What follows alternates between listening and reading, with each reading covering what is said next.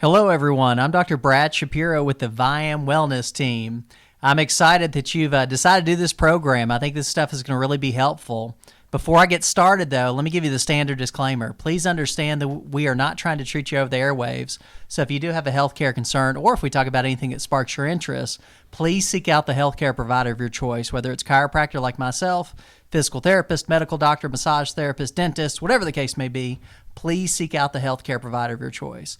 So with that, I'll get started. Of course, you've decided to do the 90-day wellness program at Viam if you're listening to this. And this first podcast that we're doing is on food labels. This is just really getting down to the basics. I know for some of you guys participating in the program, you may be very well versed on food labels, but for others, this may be brand new.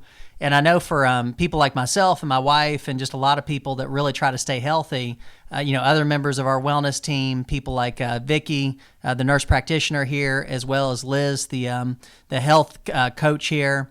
It's just kind of second nature for us to check labels. You really want to make sure that you know what's going into your body before you decide to consume it. So here's some basic ideas, some basic things you want to think about, because the whole goal is to make sure you take in the good stuff and you also make sure that you don't take in the bad stuff. So one of the couple keys with food labels. Number one, this sounds very simple and elementary, but in many ways the shorter the better. If you look at a food label and you're looking at the ingredients and there's just a ton of different ingredients, that's usually a red flag. So when it comes to food labels, the shorter the better, and it should be things that you're familiar with. It should be things that you can pronounce. If you're trying to read a bunch of really weird words, or you're trying to, you feel like you need a PhD to understand what the ingredients are in a food substance, that's another huge red flag. Another big thing that you really want to think about is you want to be as organic as possible. And organic just means that there's no GMOs, they haven't been sprayed. When I say GMOs, I'm talking about genetically modified organisms. And when I say sprayed, I mean they haven't been sprayed with pesticides, insecticides, those types of things.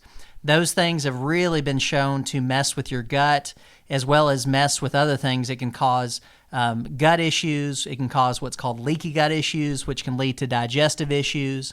It can lead to inability to absorb nutrients. I'm sure you guys, for a lot of you, you probably have digestive issues already, or you may have family or friends that have digestive issues. But if you go organic and you stay away from the pesticides, insecticides, and you stay away from the genetically modified organisms, it's going to help with your gut and help to have a healthier gut lining and just healthier gut function. Those things can also be neurotoxins, which means they're just toxic to your nervous system, the nerves in your body. They're toxic to your brain.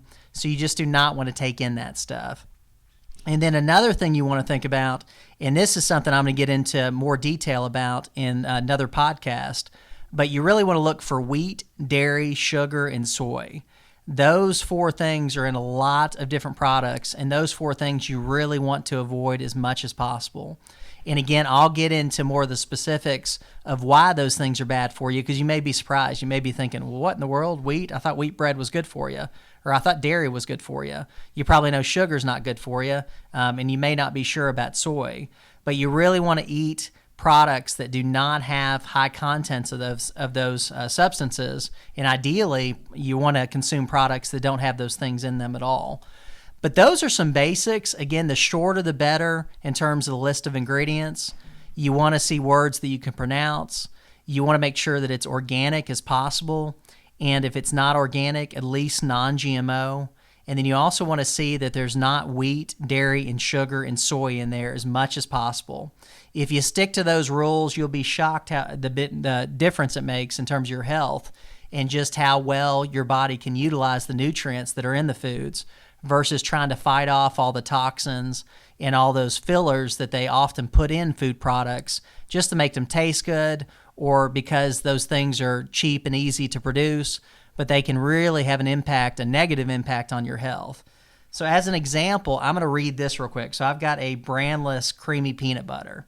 So this is a peanut butter. It says on the label, it says, in terms of the ingredients, it says organic peanuts and sea salt. Yeah, that's about as simple as it gets. So, two ingredients: organic peanuts and sea salt. That's all that's in this stuff. Where if you read one of the other popular brands, I don't want to say the brands, but you guys know what I'm talking about, the popular peanut butter brands in the grocery stores. If you read those, you're going to see vegetable oils in there. You're going to see sugar in there. You're going to see all kinds of different things. You'll probably see some things that you have a hard time pronouncing in the ingredients. Where again, this label that I'm looking at, all it has is organic peanuts and sea salt. Two ingredients, easily pronounced, short. It's not a long list of ingredients. So that's kind of an ideal scenario of what you want to look for when you're reading food ingredients.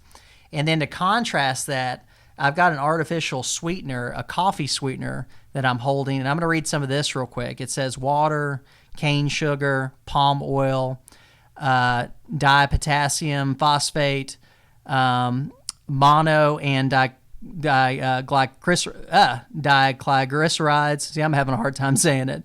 In natural and artificial flavors, sucralose. It just goes on and on and on. That's only about half the ingredients, but you can see the difference in that, as I'm even having a hard time pronouncing those ingredients, versus the peanut butter that says organic peanuts and sea salt. So just that kind of gives you an idea of the difference. You want a short list of ingredients, you want words that you can pronounce, you want as organic as possible, and you want products that really don't have wheat, dairy, sugar, and soy in them, at least as much as possible. Hopefully this helps. If you have any questions, you can consult me at the Viam Clinic.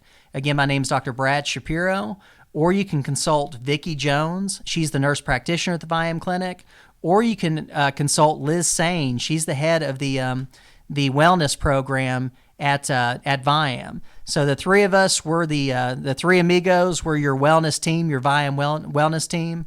We're excited to help you, and we look forward to making 2020 a healthy year for you.